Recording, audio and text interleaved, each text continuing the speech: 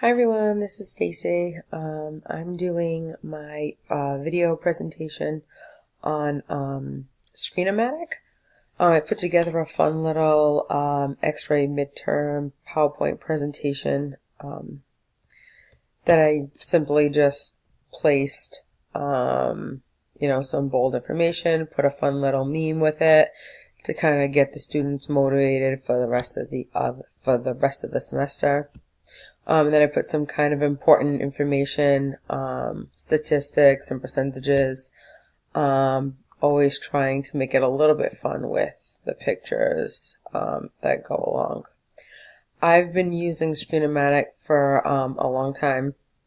I really like that it's user-friendly,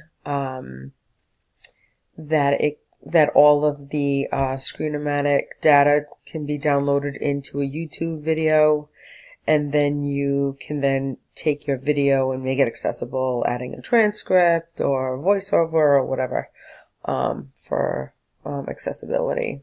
But yes, this is why I like Screen-O-Matic.